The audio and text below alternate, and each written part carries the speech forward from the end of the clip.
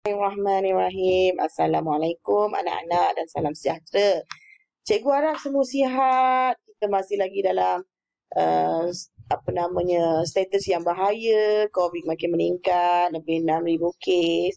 So please jaga SOP. Kalau boleh duduk rumah, jaga kebersihan. Selalu mandi, sekat basuh tangan ya. Mesti kena jaga kebersihan ya. Itu pun dituntut. Kebersihan separuh daripada iman. Okey, kita teruskan subtopik kita yang seterusnya, iaitu fizik tingkatan 5 dalam bab 3, iaitu 3.3 daya gerak elektrik ataupun DGE dan rintangan dalam. Cikgu akan habiskan apa itu DGE dulu, lepas tu kita sambung dengan rintangan dalam. Okey.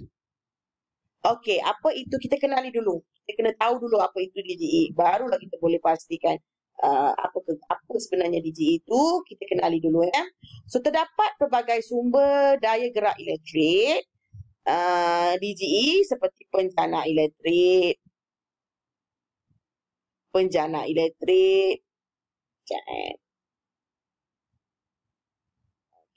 ada dynamo, bateri dan akumulator. Yang biasa kita jumpa bateri lah.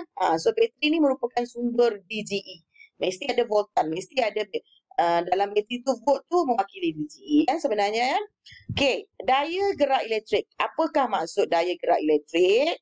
Daya gerak elektrik DGE ni simbol dia ya. Cikgu tak ingat nama dia tapi ini simbol dia. Ialah tenaga yang dibekalkan atau kerja yang dilakukan oleh satu sumber elektrik untuk menggerakkan satu kolom cas dalam 1 liter tertutup. Tenaga atau kerja yang dilakukan oleh satu sumber elektrik untuk menggerakkan satu kolom cas dalam 1 liter tertutup. So ini dia punya formula ya. Kalau awak masih ingat formula untuk bezel keupayaan V sama dengan E per Q. So nampak tak macam sama je formula dia. Memang dia hampir sama. Maksud dia pun hampir sama. Tetapi dia ada beberapa perbezaan lah. Okay, kalau untuk bezel keupayaan, maksud dia adalah tenaga yang dibekalkan atau kerja yang dilakukan untuk menggerakkan satu kolom cas di antara dua titik. Itu beza dia. Okay, ini dia punya maksud bagi simbol-simbolnya. Yang ini adalah daya gerak elektrik. Ia adalah tenaga yang dibekalkan atau kerja yang dilakukan. Unitnya mestilah joule. Q adalah jumlah cas yang mengalir. Unitnya mesti kolom. So, unit SI bagi DGE dia ada dua. Sama ada volt ataupun J per C ataupun JC negatif 1. Itu unit SI bagi DGE. Okay. Kita tengok apa sebenarnya DGE itu lagi. Okey, gambar foto 3.4 menunjukkan sebuah sel kren yang dapat membekalkan 1.5 joule tenaga elektrik bagi setiap satu kolom cas yang mengalir dalam 1 liter lengkap. Sebenarnya simbol yang dekat bateri itu dia mewakili DGE, daya gerak elektrik. So, 1.5 volt tu sama juga dengan 1.5 joule per kolom. Okey, joule per kolom. Itu sebenarnya adalah DGE ya. Okey. Okey, ini adalah perbezaan di antara DGE dengan bezel keupayaan. Okey, ini perbezaan. Okey. DGE, kalau kita tengok litar ni walaupun dia terbuka, litar yang terbuka, bila kita pasang voltmeter di sini, so voltmeter tu yang pertama kita tengok ni dulu. Tiada arus mengalir dalam litar. Memang tiada arus yang mengalir dalam litar. Sebab apa? Sebab litar ni adalah litar terbuka. So, litar ni tak dapat mengalirkan arus elektrik. Okey. Bacaan voltmeter dalam litar terbuka adalah sama dengan bacaan daya gerak elektrik. Confirm je lah. Sebab apa? Sebab ni litar terbuka. Bila kita sambungkan voltmeter dekat sini, so dia hanyalah dapat mengukur nilai DGE pada bateri ni. Nilai DGE pada bateri ni. Okey, kerja yang dilakukan oleh, walaupun dia terbuka tetapi dia boleh, voltmeter ni masih berfungsi, tapi nilainya akan mewakili nilai bateri. Okey. Kerja yang dilakukan oleh suatu sumber elektrik untuk menggerakkan satu kolom cas dalam 1 liter. Okey, itu adalah untuk DGE. Ni maksud dia lah. Mesti dalam 1 liter lengkap. Tapi ingat ni, sumber elektrik. Kerja yang dilakukan oleh satu sumber elektrik. So, siapa sumber elektrik dekat sini? Ni, sel kering ataupun bateri ni. Okay. Manakala beza keupayaan. Beza keupayaan, litar mesti tertutup. Sebab kita nak ukur berapa beza keupayaan dalam dua titik, mesti ada arus yang mengalir. Sebab tak ada arus, tak adalah beza keupayaan sebab kita tahu V sama dengan IR. So, mesti litar mesti tertutup. So, ada arus yang mengalir dalam litar, confirm sebab ni litar tertutup, ada bateri, ada litar pun tertutup. Okey, bacaan voltmeter dalam litar tertutup adalah sama dengan bacaan beza keupayaan merentasi mentol. So, tadi V ni tadi bila dia terbuka, dia mewakili nilai DGE. Tapi bila litar ni dah tertutup, sebenarnya V ni voltmeter, bacaan voltmeter dia mewakili beza keupayaan pula yang merentasi mentol. Sebab kita tahu mentol tu dari dua titik dia bergerak ke sini. Okey. So berapakah beza keupayaan yang diperlukan untuk menggerakkan satu apakah nilai beza keupayaan merentasi mentol tu. Mentol sini. Okey. Kerja yang dilakukan untuk menggerakkan satu kolom cas di antara dua titik. Titik mana? Titik sinilah, titik sebelum mentol dengan titik selepas mentol. So, berapakah beza keupayaannya bila litar ni tertutup? Tapi bila litar terbuka, dia boleh ukur voltmeter ni, boleh nilai ataupun boleh ukur DGE ataupun sumber pada bateri. Okey. Seterusnya, rintangan dalam. So, tadi DGE, kita dah tahu DGE. Sekarang kita nak tengok pula rintangan dalam. Apa itu rintangan dalam? Okey, rintangan dalam. Simbol dia ada R kecil. Suatu sel kering didefinisikan sebagai rintangan yang disebabkan oleh bahan elektrolit.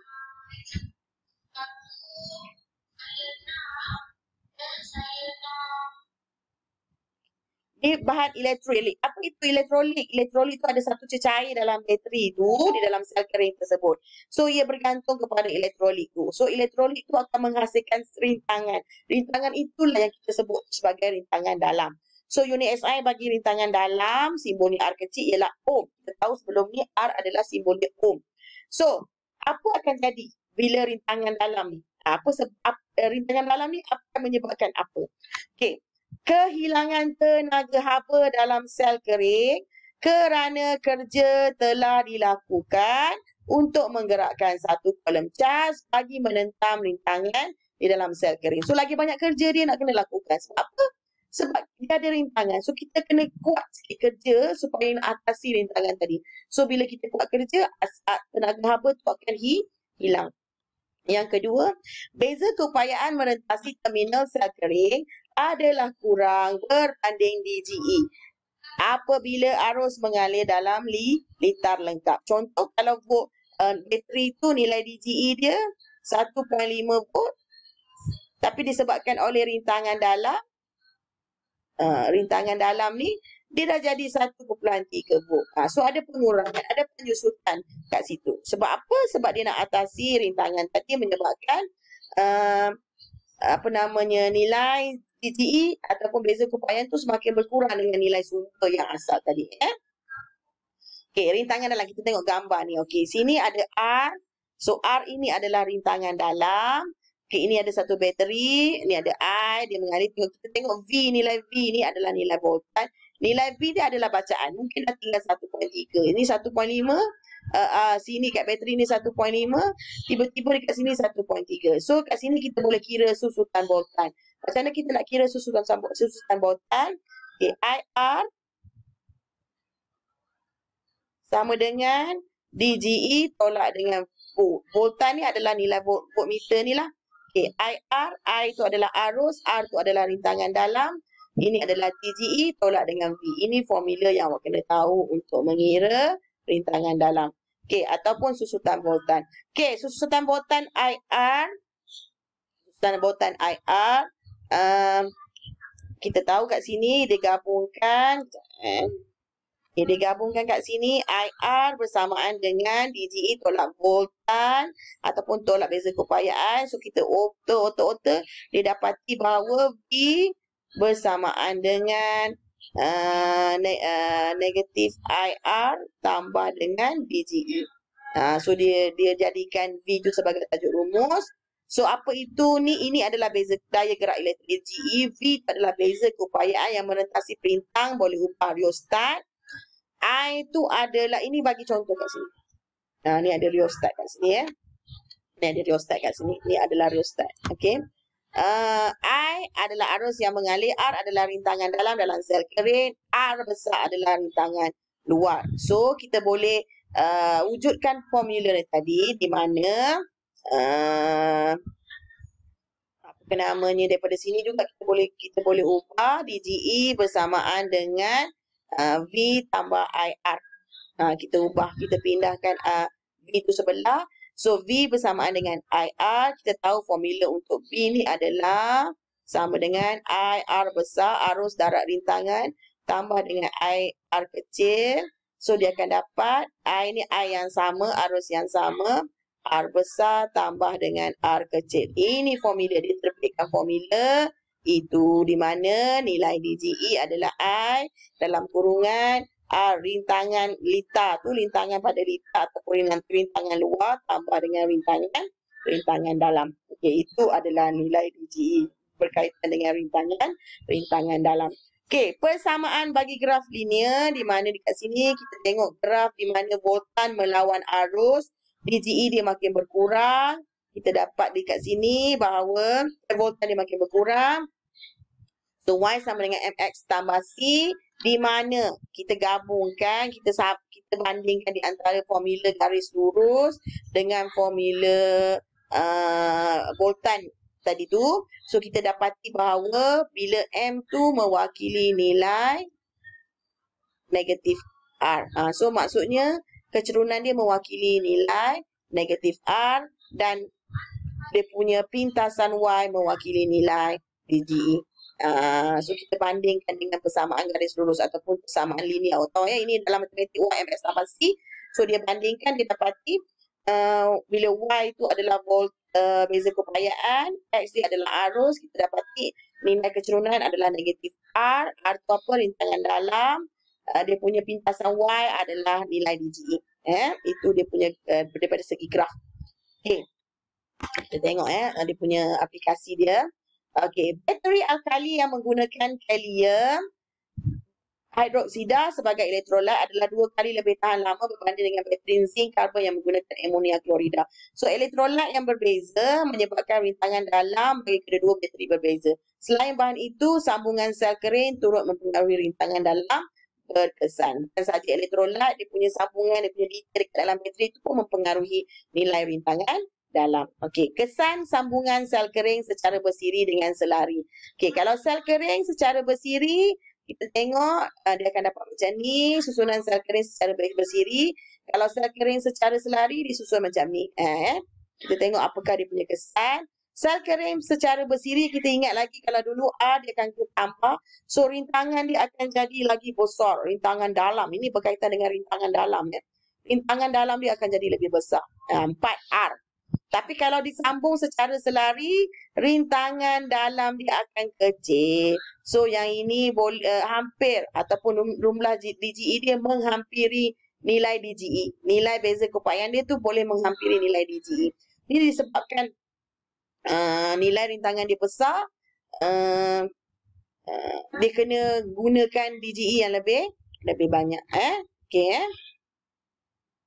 Okey. Ini satu je, yang ini 4 DGE awak kena guna. 4 kali ganda DGE awak kena guna. Okey. Menyelesaikan masalah melibatkan DGE. Nanti kita sambung. So cikgu habiskan kat sampai sini dulu. Kesan sambungan sel kering secara bersiri dengan selari. So nanti kita sambung. Cikgu harap awak faham. Nanti cikgu akan bagi tugasan. Awak siapkan.